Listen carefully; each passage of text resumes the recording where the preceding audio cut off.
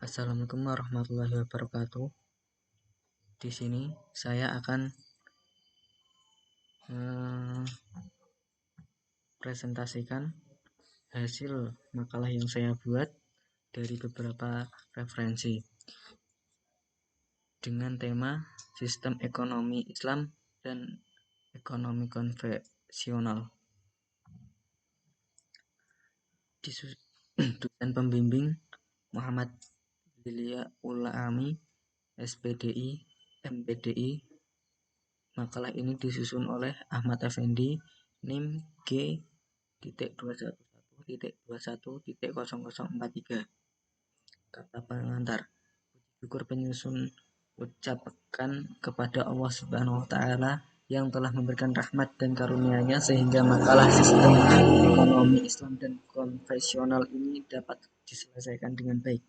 Tidak lupa sholawat serta salam semoga terlimpahkan kepada Rasulullah Muhammad SAW, keluarganya, sahabatnya, dan kepada kita selaku umatnya.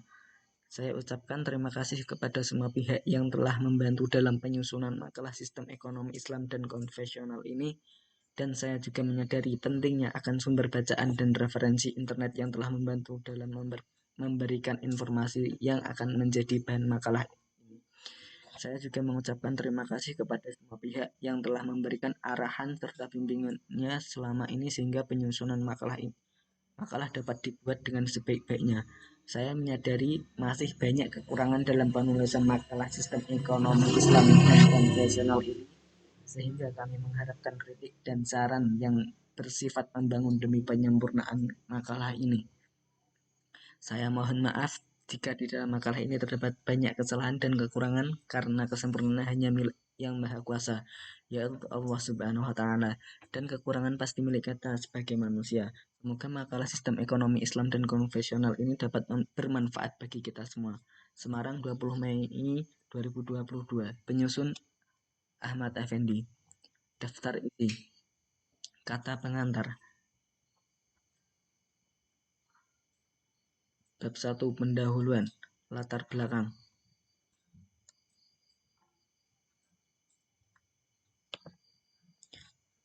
Latar belakang. Sejak zaman Nabi Muhammad SAW, ekonomi Islam telah berjalan hampir di seluruh jazirah Arab bahkan sampai ke Afrika. Ini ditandai dengan adanya kelompok-kelompok atau suku-suku di Arab waktu itu melakukan transaksi atau berdagang hingga berbulan-bulan, karena dalam Islam tidak ada larangan bagi seorang Islam berhubungan transaksi dan dengan non-Islam. Namun Islam juga memiliki prinsip-prinsip etika dalam melakukan ekonomi Islam, yang salah satunya adalah menghalalkan jual beli dan mengharamkan riba yang terdapat dalam kitab suci Al-Quran.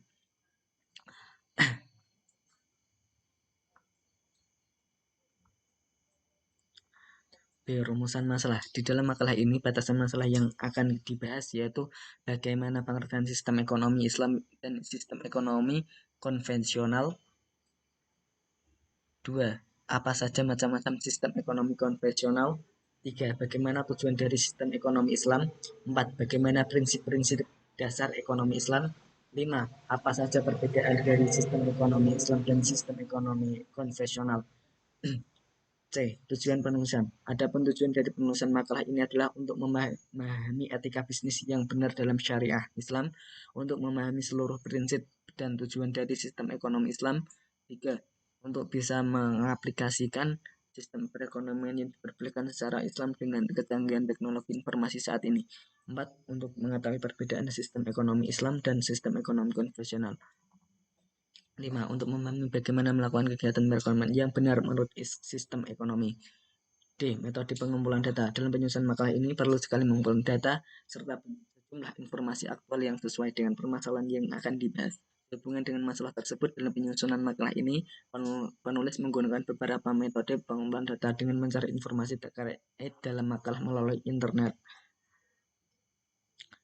Bab 2. Pembahasan dan ekonomi Islam.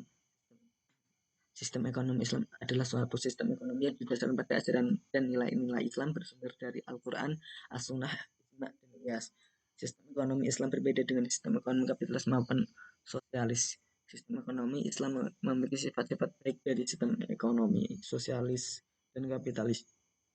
Namun terlepas dari sifat buruknya sejarah ekonomi Islam, dengan hancurnya komunisme dan sistem ekonomi sosialis pada awal tahun 90-an, membuat sistem ekonomi kapitalis disanjung sebagai satu-satunya sistem ekonomi yang sahih. Tapi ternyata sistem ekonomi kapitalis membawa akibat negatif yang lebih buruk karena banyak negara miskin bertambah miskin dan negara kaya yang jumlahnya relatif sedikit semakin bertambah kaya. Dengan kata lain, kapitalis gagal meningkatkan harga hidup yang banyak terutama di negara-negara berkembang. Bahkan menurut Joseph S. Stiglitz, agalanya kemenangan dekade 90-an karena jenis keserakahan kapitalisme ini. Sejarah ekonomi Islam.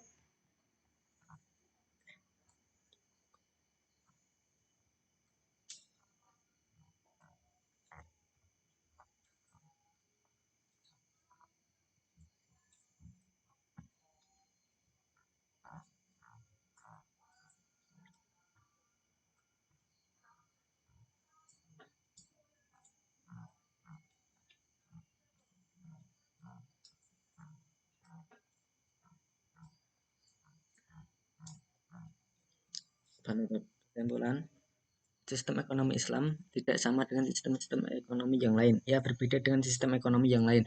Ia bukan dari hasil ciptaan akal manusia seperti sistem kapitalis dan komunis. Ia adalah berpandukan wahyu dari Allah Subhanahu wa taala. Sistem ciptaan akal manusia ini hanya mengambil kira perkara lahiriah semata-mata tanpa menitik beratkan soal hati, roh dan jiwa manusia. Hasilnya matlamat lahiriah itu sendiri tidak tercapai dan manusia menderita dan tersiksa karenanya. Berlalu yang kaya bertambah kaya dan yang miskin bertambah miskin. Ekonomi Islam pula sangat berbeda. Saran, sistem ekonomi Islam merupakan perwujudan dari paradigma Islam. Pengembangan sistem ekonomi Islam bukan untuk menyaingi sistem ekonomi kapitalis atau sistem ekonomi sosialis, tetapi lebih ditujukan untuk mencari suatu sistem ekonomi yang mempunyai kelebihan-kelebihan untuk menutupi kekurangan-kekurangan dari sistem ekonomi yang telah ada. Islam diturunkan ke muka bumi ini dimaksudkan untuk mengatur hidup manusia guna mewujudkan ketentraman hidup dan kebahagiaan umat di dunia dan di akhirat sebagai nilai ekonomi tertinggi. Umat di sini tidak semata-mata umat muslim, tetapi seluruh umat yang ada di muka bumi.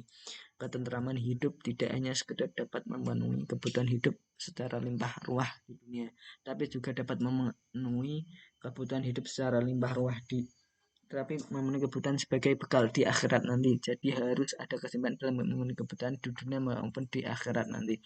Daftar pusaka. Di sini saya mengambil dari chapter M. Umar, The Future of Economic and Islam Perspective, terjemahan dari Jakarta, Sebi 2021.